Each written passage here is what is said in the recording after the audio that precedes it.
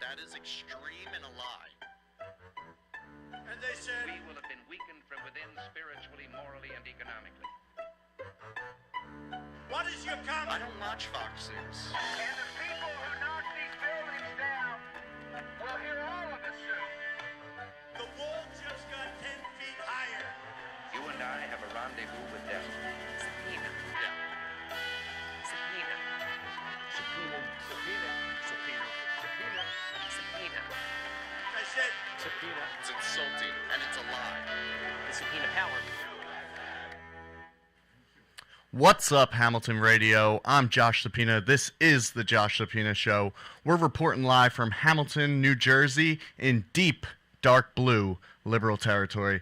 Let's get started. First things first, I want to thank Jerry Petito.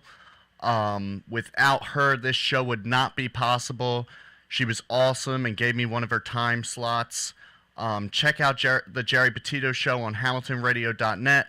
Follow her on Facebook at Jerry Petito. Follow her on Instagram at Jerry_Petito and on Twitter at Petito Jerry. Like I said, this show would not be possible without Jerry. She's so great, so much love. She has so much love to give me, and she's just an amazing woman that gave me one of her time slots so this show's possible. So thank you to her. Also, that opening, I want to talk about that real quick. That opening's was made by Jack Cohen.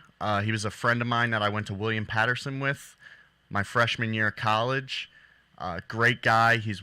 I've worked with him before to make a Christmas parody record. It's got 6 Christmas songs on it. And the December show next month, we'll definitely be listening to some of that Christmas music. But shout out to Jack Cohen for that awesome opening soundtrack. And to any of my listeners on HamiltonRadio.net or Facebook Live, you're more than welcome to call into the show tonight with any questions or comment. The number is 609-807-2492. Again, 609-807-2492. Call in, chat. If no one wants to, that's fine too. So let's get right into it. It's been a crazy week, a big week. Tuesday was the midterm elections, November 6th. I hope you all voted. No matter what way you voted, it's very important to do so. So before we get into the results, I know a lot of people that are listening to this show have already looked at a lot of the results, but I want to talk about my election day a little bit first, because I had a really interesting election day. So I volunteered, as you guys know, I go to Westchester University, and I volunteered on Nick Dominski's campaign. He ran for the State House seat in the 156th district in PA. Sadly, he lost, but he's 24 years old. He has a bright future ahead of him, and he's just a great guy. We're sad he lost, but the southeast region of Pennsylvania, it was a rough election for them. So, like I said, he's 24. You won't see the last of Nick Dominski. But it was a great campaign to work on. My girlfriend and I, we worked on it a bit. And we had a great watch party at a bar at night. Big screen, bunch of TVs rolling, dinner, open bar. It was a great time. So I was so privileged to work on his campaign along with my fellow college Republicans at Westchester University. So one of the things I did for Nick Dominski was I worked at a polling station for him. Now, you guys may know you can have people handing out campaign literature as long as you're 10 feet away from the polling station entrance itself. So at my university, the polling center is at Lawrence Hall. It's the dining hall at Westchester. It's on the upper floor. So I was there with my girlfriend at one point, some other guys at one point, in college Republicans, and it was a lot of fun. But I want to tell you about a specific experience because, you know, if I just said that, it'd be boring. I want to talk to you about something specific. So obviously it wasn't just the college Republicans or other Republicans out there for Nick Dominski campaigning for their guy last minute. There were also the Democrats were there, you know, campaigning for their people. and that's where this story gets interesting. So, you guys know me. I'm a jokester. I'm a bit of a troll. So I'm looking over at the Democrats' table, the little table they got set up where they're handing out sample ballots, essentially telling people what way to vote. They're doing anything they can to get these people votes, just suckering these people in with Halloween candy and stuff. It was you want to see people prey on the weak? Go next time in 2 years when we get to vote again, look at the Democrats outside your polling station. You'll see people prey on the weak. But anyway, let me get into this. So I see their little table with all their literature on it and their Halloween candy, and it's all old people. I mean, not to offend anyone, but it's all people that are like 70 plus, and one woman that's probably in her 30s. She's got her kid there and everything. But it's all, these people are all retired. They got, I hate to say they got nothing better to do, but that's why they're there, And the Republicans, we're all college Republicans there, or young guys that are working with Nick Daminsky. Like I said, Nick Daminsky's 24 years old. So he's got a lot of young energy working on his campaign. So I make a joke because I'm a troll. I go, oh yeah, Democrats, party of youth, because they're a bunch of old people. And the 30-year-old comes over to me. And this is where it gets really interesting. So like this 30-year-old woman comes over to me, and I mean, I guess I can say I was groped by a Democrat, because she came over to me, she put her hand on my shoulder, she was making her snarky comments, all this stuff, and I felt like, almost like, hey, me too, like, don't touch me, all this stuff. I was just honestly shocked she kept touching me. And I'm not a complainer, so I don't really care that she touched me or whatever. It did make me feel a bit uncomfortable, but it was the questions she was asking me that were seriously uncomfortable. I mean, I'm there, stumping for my Republican candidate, and she's over here asking me political questions like she's going to change my mind or something. She asked me how many times I thought she had been raped. She asked me how many times I thought my mother had been raped. It got real personal real quick. And this is just a tactic by the Democrats, and I saw it in full force on Tuesday by this woman. I mean, I don't want to guess. If you've been raped, I'm sorry. That is extremely awful. We should castrate rapists. But I don't want to guess how many times you've been raped. And I surely don't want to guess if my mother's ever been raped. And it's extremely inappropriate that this woman would even ask me that. And then she's asking me questions. What do you think about guns? What do you think about guns? My kid needs to practice standing on the toilet at his school to get away from an active shooter situation. It just got real personal real quick, all over a little joke over the party of youth. And that's just how Democrats, they act these days. So no surprise there, but I figured I share that little piece of information with you.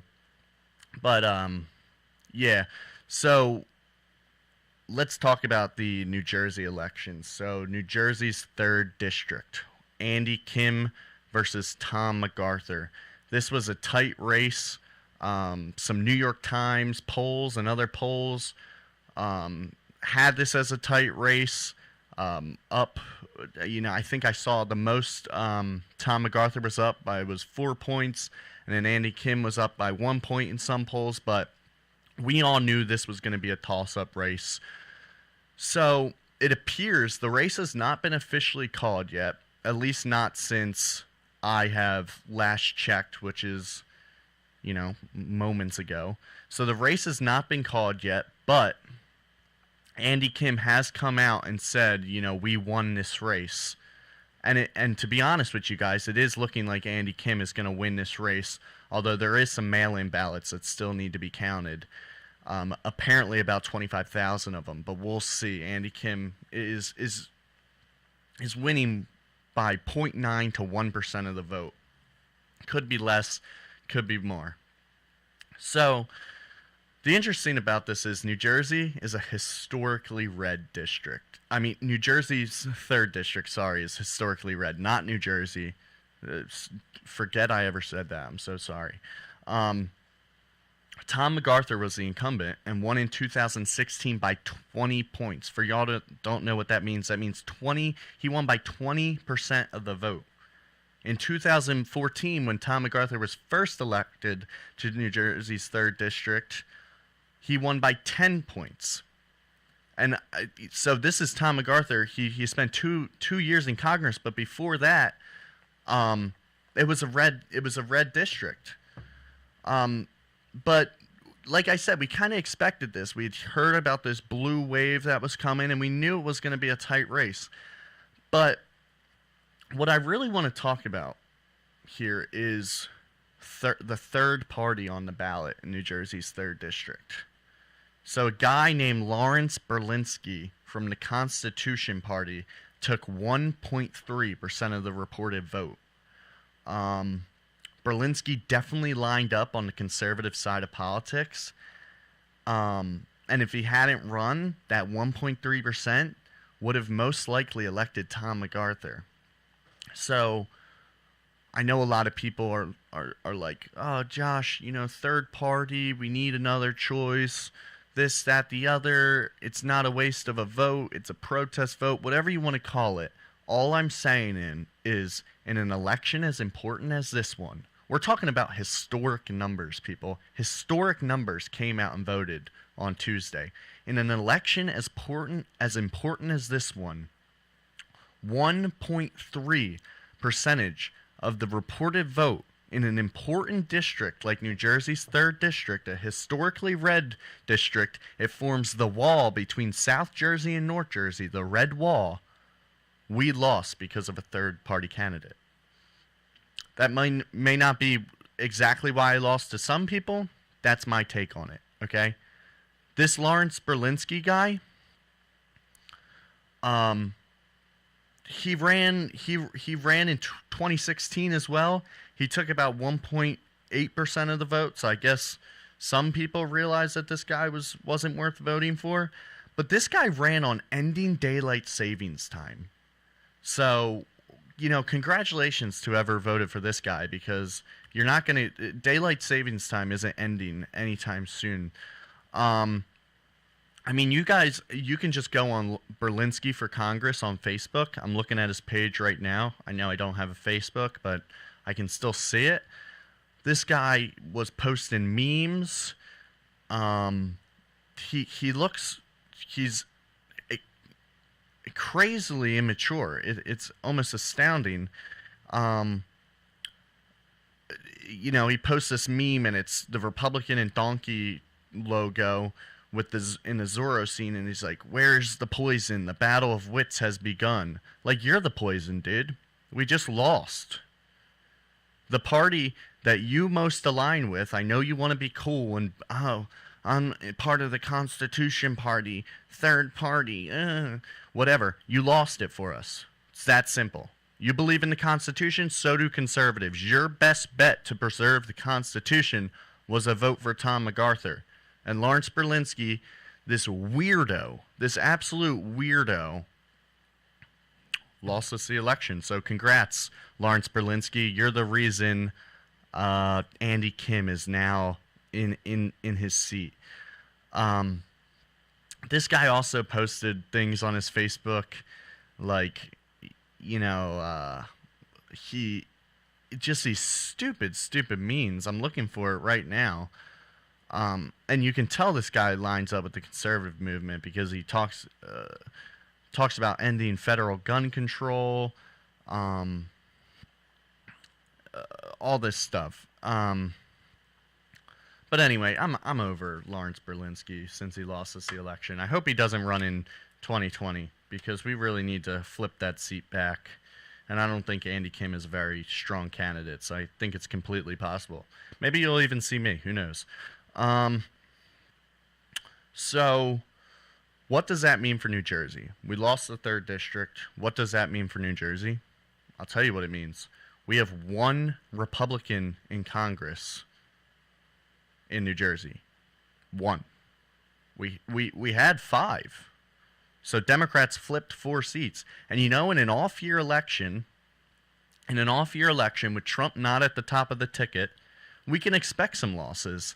But I'm telling you, in New Jersey's 3rd district, this was a stronghold. We could have easily held on to this seat if we had just been a little smarter. So I'm really disappointed about that. Bob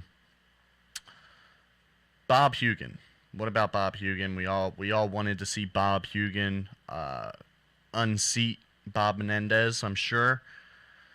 Well, Bob Hugin, the Republican independent, as he said, who promised to be the check on Trump, he ran about the lamest campaign I've ever seen. The lamest campaign. I mean, the man he was running against, Bob Menendez, was on trial just last year on federal corruption charges that ended in a mistrial. So it's not like the jury found him not guilty. It's not like he was found not guilty. Oh, he was brought to trial on federal corruption. He was found not guilty. We can drop it. No, it was a mistrial. I don't know if you guys understand what that means. I know the people that voted for Bob Menendez don't know what that means, but I think my listeners are a little smarter. That means the jury couldn't come to a decision. That means half the jury was like, this guy is guilty as all hell, and half the jury was like, no way, he's not guilty. So it was a mistrial. And you know what? The federal government refused to retry him. They said they didn't have the funds or something like that. It's absolutely embarrassing, though, that Bob Hugin could not beat this guy. I mean, this guy, there were serious allegations made against this guy for being a pedophile who flew to the Dominican Republic to solicit sex from underage prostitutes. I know, people are saying, but Josh, Kavanaugh had rape allegations. Yeah, he did. Kavanaugh did have rape allegations. You know what the difference is? The Republicans hold our people with rape allegations accountable. We let the FBI investigate Kavanaugh. None of the allegations were credible, just like we knew. But guess what? When Roy Moore ran in the special election in Alabama against Doug Jones for Jeff Sessions' old Senate seat, what happened when pedophilia and rape allegations and sexual misconduct allegations came through? Doug Jones got elected in deep red Alabama. You have to be a historically bad candidate, Hillary Clinton levels bad, to lose to a Democrat in Alabama. But that's because Republicans have their flaws just like the Democrats do. But here's the difference. Republicans seem to be holding their people more accountable. I mean, I did not hear one single Democrat. Where were all the Democrats going, me too, like we can't elect Bob Menendez. He's a pedophile. Anyone else? Primary the guy. Another Democrat should have primaried the guy. I'm sure we could have. I would have rather have seen another Democrat in there than Bob Menendez. It's not about just having a Republican senator in New Jersey. Please don't think that. Although I would love to, I just don't want pedophiles. This guy could seriously be a pedophile, and he's now in the Senate for another 6 years. This isn't something that's going to go away. In 2 years, we're going to have another election. This is 6 years. 6 years. Really interesting. Let's see if I can pop up the video real quick. One of the jurors from Bob Menendez's trial was actually at the Bob Menendez victory party on the night of November 6th. There's a video of, let me play this real quick for you guys. You'll hear it for yourselves. This victory party on the night of November 6th. There's a video of, let me play this real quick for you I'm guys. getting some You'll hear it for feedback in my yourselves. ears. You're playing it over again? This victory party. No, I don't know why. November 6th. There's a video. Go ahead. No, it's fine. I guess that video. Let me see if I can pop it up real quick. Sorry, people. My this isn't the normal iPad I use.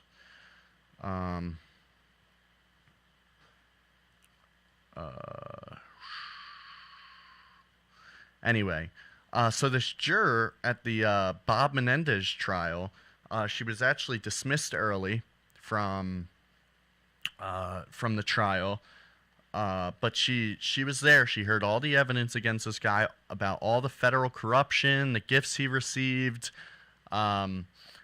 She didn't hear about the prostitution, I believe, because that was not admissible in the trial. But either way, this woman who's on the jury is at the Bob Menendez rally or victory party to celebrate his victory. And this just goes to show, no wonder it was a mistrial. I mean, if anyone's wondering why it was a mistrial, well, half the jury thought he was innocent, Josh. Yeah, because you got people like this. I'm really trying to play the video for you guys. You've got people like this that don't believe a word they're saying. I mean, this woman sounds like she was political beforehand, so it was clearly a botched trial. We need to retry this guy. You know, let's get this guy out of office, and then we'll have a special election. Or I'm not too sure how New Jersey works, but we could probably have a special election, or someone will be appointed for Bob Menendez, and then in 2 years, in 2020, there would be an election. So either way, it's just despicable. I'm totally not surprised that the feds don't want to retry this guy. I'm totally not surprised there was a juror at his victory party totally willing to speak to the media about how innocent he is and everything. It's just not surprising at all. And it doesn't look like I'm going to get this video to play, guys, but don't worry. I'll have it linked to my Twitter, like I always do, for all my sources and videos. So, let's keep moving on. So Bob Hugin doesn't win. He gets blown out by 10 points to the pedophile Bob Menendez. I mean, I can't even remember when Bob Menendez actually did something worthwhile. So a joke there, and you know what I think the reason that Bob Hugin didn't win the election. He wasn't exciting at all. I mean, yeah, were the campaign ads amazing? Flaming Menendez for being a pedophile? Yeah, they were awesome ads. I'm not even gonna lie. But he was a boring candidate. They asked him, are you going to be a check? Are you going to be a check on Trump? And he said, yeah, and everything. He wasn't the reason Republicans did so well in 2016 is because Trump was at the top of the ticket. I know not all conservatives, I know not all Republicans believe me, but in my opinion, the reason we did so well in 2016 is because Trump was at the top of the ticket. And without Trump at the top of the ticket, the candidates that embraced Trump's support, there were 11 of them, 11 Senate candidates, 9 of which all won. But you need to embrace Trump because the people, I don't know if it's a Trump movement or whatever, but the people like what they see in Trump. They see him as a fighter. And when a candidate is embraced by Trump and they accept his embrace, we go, okay, this guy's a fighter too. He wants to drain the swamp, et cetera, et cetera. But when especially Republicans want to stay clear of Trump and say, I'll be a check on Trump, all this, that, and the other, I don't think it excites people. I don't think the tactic of I'm an independent Republican was going to work for Hugin. And to be honest with you, I wanted Hugin to win bad. I really did. I really wanted to see Menendez out of there. But Hugin was not exciting at all. He was a bore, to be perfectly honest with you. He was boring as hell. I'm going to show you a video of Hugin during this was on the NJTV during the Menendez debate. I've been independent all my life. First in my family to go to college. The only person in my college class. Let me restart this for you guys. Sorry about that. No, I'm not a Trump Republican. I'm an independent Republican. I've been independent all my life. First in my family to go to college. the only person in my college class to go into the Marine Corps. I went to a company that had 6 weeks of cash left, and everyone told me not to go there. I don't support the president on offshore drilling. I don't support him on the failure to support our infrastructure here in New Jersey. I don't support the tax bill with a $10,000 cap on state and local tax deductions. I'm pro-choice, pro-marriage equality. I'm a leader. I'm not a follower. I'm going to go to Washington and work with Democrats and Republicans to put the people's issues first as opposed to party and politics. And that's what we need. We need people who are going to be... Sorry. I was asleep. I mean, Republican is right next to this guy's name, and he couldn't be further from it. We want conservative Republicans. If you hadn't have told me that was Bob Hugin right there, and you would have told me it was any single Democrat running for election, 2 days ago, I would have been like, hell yeah, sure, yeah, I believe that's a Democrat. Why the hell would we? It was the same vote as Bob Menendez, except he just wasn't a pedophile. Okay? It's the same thing. So why would I be excited to go out and vote for Hugin? And that's what a lot of people did. In New Jersey especially, we knew the blue wave, the blue trickle, I want to call it, because it really wasn't a blue wave, but in New Jersey it surely was. I wouldn't want to go out either. I mean, the guy's boring as hell. Boring as hell. So I'm not surprised at all, but definitely disappointed. So, moving on from that. Moving on from my rant about how poorly New Jersey did. So Jeff Sessions. Oh, speaking of Roy Moore with the pedophile, Jeff Sessions is out as Attorney General. So his chief of staff, Matt Whitaker, is the acting Attorney General last night. And Matthew Whitaker has been getting a lot of what seems like hate right now in the media, because one, the media is besides themselves that Trump would even get rid of Attorney General Jeff Sessions. I mean, where's the media been? I know CNN is fake news, and they have no intention on covering Donald Trump, honestly. But as a conservative, as a Republican, I knew that Jeff Sessions was going to be gone like a year and a half ago after the midterms. So the fact that they're taking this as such a surprise is mind-blowing. They're like, we did not expect this to happen so close after the midterms. Well, should we have waited a year? When would be the appropriate time?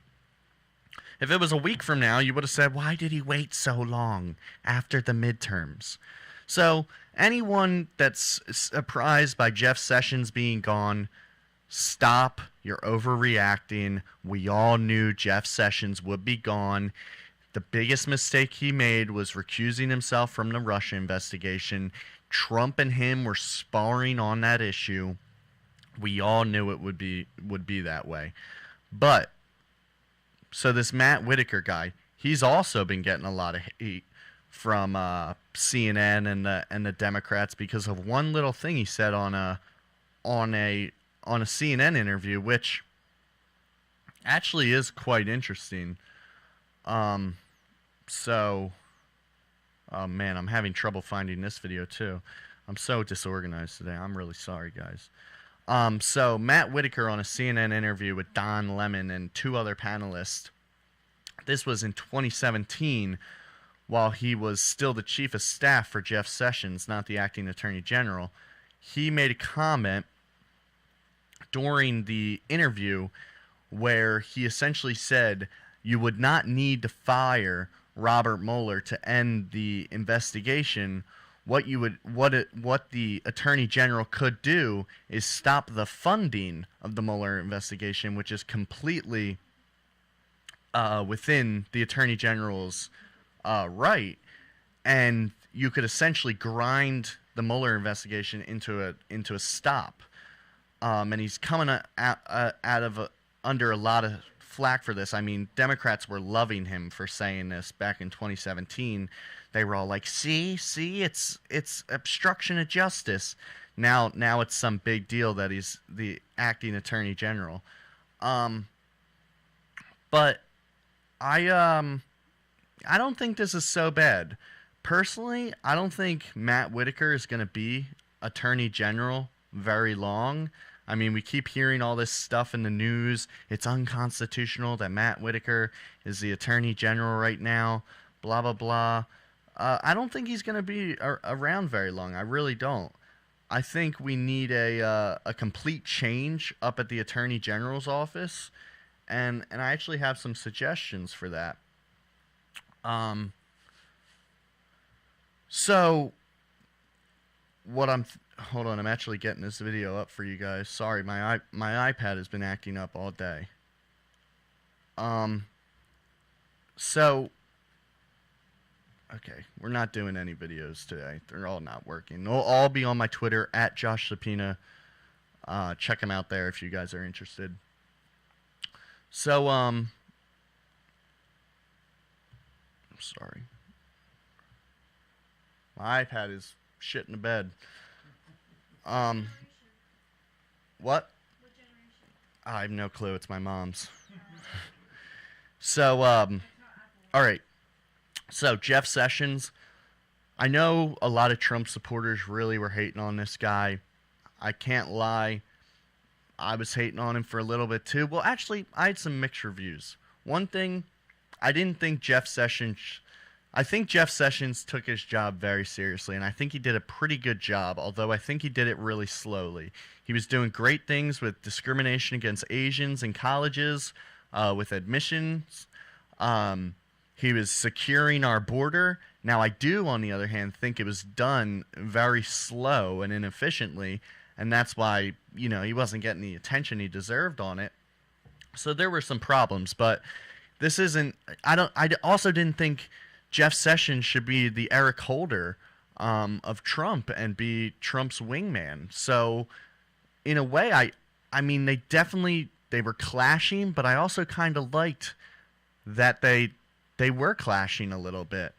But I don't think this is the end for Jeff Sessions. As we talked about before, Doug Jones beat Roy Moore in the Alabama Senate special election, which is insane. Roy Moore totally screwed the Republican Party. He should have dropped out of that race as soon as it was found out he became a pedophile. Probably should have never run knowing he was a pedophile.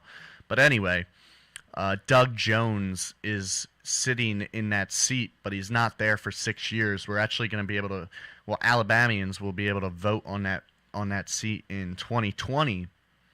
And this is, Alabama's extremely red. It's dark red. And Jeff Sessions, I would not be surprised at all if we saw Jeff Sessions run for his old seat and totally annihilate Doug Jones in the election. So I don't think we've seen the end of Jeff Sessions, and I think he'd be a huge Trump ally in the Senate. If you look at his voting record, it's extremely conservative. He always votes with the right way with the Republican Party. So I think it would be a huge, huge benefit to have Jeff Sessions back in his old Senate seat. So we can only hope, but I'm not going to try and speculate too much on the 2020 election. We just finished with the 2018 election, so let's give it a break for a week, we'll say. 1 week. So, another thing that happened. I want to talk about what I think should happen to the Department of Justice. So, Matt Whitaker's there. He's the acting attorney general. People are freaking out. This is what I think should happen. And President Trump, you're probably listening out there, so I'm speaking directly to you now.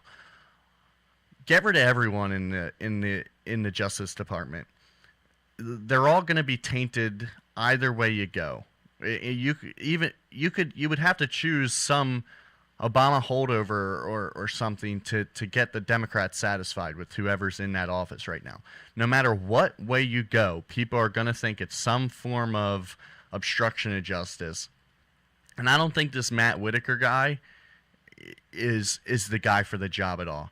So what I would like to see done is I would like to see the Attorney General as someone we all thought it should have been, at least I did, here in New Jersey. I'd like to see Chris Christie get the job, personally. I mean, I don't know if you guys remember, but during the Republican National Convention in 2016, when the people were chanting, "Lock her up, lock her up, lock her up," and Governor Chris Christie goes, I'm working on it. Right there, I saw it. I said, that guy's going to be the Attorney General, without a doubt. And we know Chris Christie's a very, very skilled lawyer. He would be perfect for the job, and he's got that Northeastern attitude we all love about President Trump. I think he'd be a great guy for the job.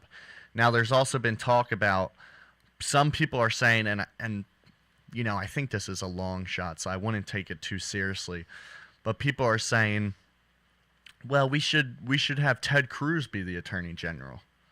No, not a shot. One, first, let me say this first. Ted Cruz would be an amazing Attorney General, but I think he's too vital to the Senate.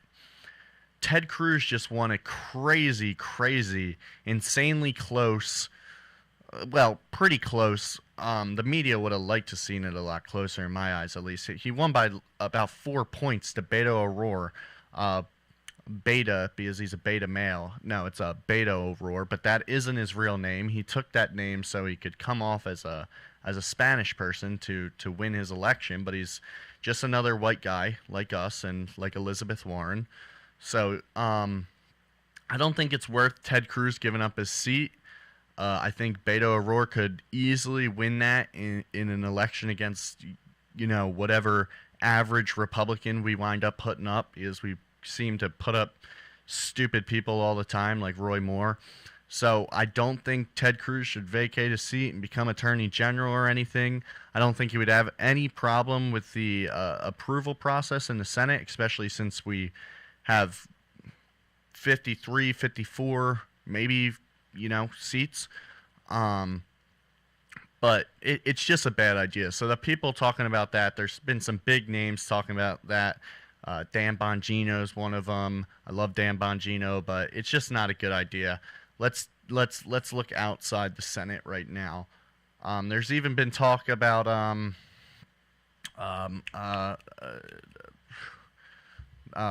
name is totally slipping my mind right now. Anyway, so I'm personally talking to you, President Trump, out there listening right now. Look at Chris Christie. I would seriously like him to be considered for the job. I think he'd be a great Attorney General. Moving on from that, Mitt Romney was elected to the Senate in Utah. No surprise there. Utah, we all know that, is a very Mormon state, so we're not surprised, but he is a total carpetbagger because he's not from Utah. You know, a carpetbagger is someone that gets elected outside their district or state, if any of you were wondering. But Mitt Romney's back in the Senate, and I gotta say, people, I'm real disappointed. I'm really disappointed. I mean, I was not surprised Mitt Romney won this race. He won by 30 points, absolutely demolishing his Democratic opponent, Jenny Wilson. The vote was 62% to 32%. So he completely annihilated him. But, guys, we just got rid of Jeff Flake from Arizona, which it looks like Martha McSally running in Jeff Flake's seat is going to win her election. We just got rid of Jeff Flake. John McCain is now gone. Rest in peace, but also thank God. And I thought for a while, okay, maybe we're going to get rid of the thorns in our side in the Senate. But I'll tell you what now, people. I mean, I'm glad the seat is red, but Mitt Romney, I hope I'm wrong about this, but Mitt Romney is going to be a thorn inside the Republican Party for the next six years we have Trump, because Trump's going to win re-election in 2020. Looks like Democrats are up 30 seats in the House. That's of the seats officially called so far. It's definitely not the blue wave they were hoping for. I think they were hoping to take 50 seats like the Republicans, the Tea Party movement did in 2010 to Obama, but it definitely is no blue wave that they were hoping for. Democrats took 7 seats in the governor's results. There were some interesting flipovers in New Mexico, Kansas, Michigan, Wisconsin were big ones. But here's the thing. I mean, these are essentially presidential elections for these states, because there's one guy at the top of the ticket, the guy that's going to lead these states. But you also got to remember that Trump was not at the top of the ticket here, and the Trump effect definitely took place in Michigan and Wisconsin. And we still held on to Ohio. We did great in Florida with the governor and the Senate and everything. So the Democrats' blue wave, it was more like a blue ripple. And I'm not just saying that, saying we, things aren't that bad, but we picked up a lot of seats in the Senate. Even Democrats are saying they're probably not going to flip the Senate until 2022, or at least have a shot at it. The House, we lost, but, it's to be expected. And it's okay. We did really well, actually, on Tuesday. So I definitely don't think we should be disappointed at all. And the governor race in Georgia was real interesting. It looks like Brian Kemp is going to beat Stacey Abrams, the Democrat. Brian Kemp's the Republican. He's already declared victory in the state of Georgia. Stacey Abrams would be the first black woman voted in as governor in Georgia, and she's not conceding anytime soon. It looks like they're going to have to go to a recount. There's been suspicion or claims of voter fraud or voter suppression in Georgia. So that's a real interesting election. But we did great. And we even, I mean, I'm going to be honest, guys. I was wrong. I thought we were going to narrowly hold on to the House. But we did way better than I expected. In the Senate, that's so important. We're going to be able to confirm so many judges. I think there's over 30 judges waiting to be confirmed. So we're going to get to push through all those judges. And if Trump is impeached by the newly elected Democratic House, they can impeach him all they want, but the Senate it puts him on trial. So we're not going to see Trump removed from office or anything. And hopefully Nancy Pelosi becomes Speaker of the House, because she's easy to take swings at and beat up. So we should be fine. So I wouldn't worry too much about the midterm election results. And of course, we still have some to come in as well. Another thing I want to talk about is a sponsor. My sponsors for the show. My first sponsor is Russell Garage Door Company Incorporated. It was established in 1984 by Russ and Chris Zoppina. We pride ourselves in the fact that we have stayed small and actively involved in every phase of our business through the years. We sell a wide variety of garage doors and automatic openers in different colors and price ranges, from your basic raised panel doors to the most exclusive carriage house designs. Our service and installations are done by trained full-time employees who have been with our company for many years. Most importantly, we pay attention to detail and make sure every job is done with safety in mind. Call us today for a free estimate on new garage doors or a fast, reasonable repair at 609-499-1414. Again, that's 609-499-1414. So thank you to Russell Garage Door Company. They completely fund this show. The show wouldn't be possible without them, and all the cool stuff I've been able to do and get for the show is all possible by Russell Garage Door Company. Another sponsor of the show is Fred's Deadheads. So hunting season is in full swings, and after you get your trophy buck this year, you need to call Fred's Deadheads. Fred's Deadheads use a unique technique to clean the skull by utilizing flesh-eating beetles for the most pristine European mounts. Fred's Deadheads also offer camo dips to turn your European mount into a one-of-a-kind trophy. Call Fred's Deadheads at 609-636-6595. Again, that's 609-636-6595. Or find them on their Facebook page at Fred's Deadheads. Also, mention the Josh Shoppina Show and receive 10% off. Turn this season's kill into a unique trophy that will last a lifetime. So, we're going to be finishing up the show, and I want to talk about some news that happened today as well. So, first things first, everyone keep Supreme Court Justice Ruth Bader Ginsburg in your prayers. She fell in her office, and it's confirmed she fractured a few ribs. She's hospitalized right now. She's 85 years old, and as you all know, a fall at her age can be fatal. Ginsburg is a very left-leaning judge, and conservatives lately have been talking about when she's going to retire and when we can fill her seat and how hopefully Trump can do it. But, I mean, this goes without saying. Obviously, we would never wish death upon someone, especially for their political office, their political seat, their court seat on the bench. So let's just, hope and pray that she recovers successfully and we can get this chair the right way. And I've been on Twitter today, and I have seen some people out there that say, thank God she's going to die. We're going to be able to fill the seat. And that's totally unacceptable. So to anyone out there that's doing that, I seriously urge you to reconsider your thoughts. Delete those tweets. That's not the right way to go about this, guys.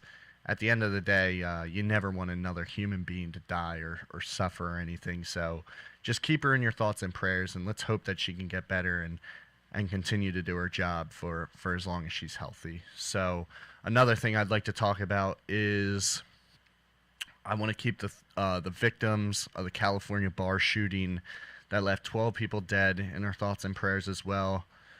I don't know the full details of this event. I had a moment to look at it before class today, but I really don't know anything about this, and I'm not prepared to talk about it, and I don't want to talk about it because I don't know anything about it yet. But what I do know is it's a travesty, and 12 people lost their lives to unnecessary violence that it's just a shame. So I it's really important we keep those 12 people and all the victims and their family in our thoughts and prayers tonight. And so I think that's going to be our show tonight. Thank you for everyone tuning in, and I'll be back the second Thursday in December, and look out for that episode because I'm going to be playing a lot of my Christmas album that I made with Jack Cohen a few years ago, so that's going to be a real special treat. So long, people. Have a good week.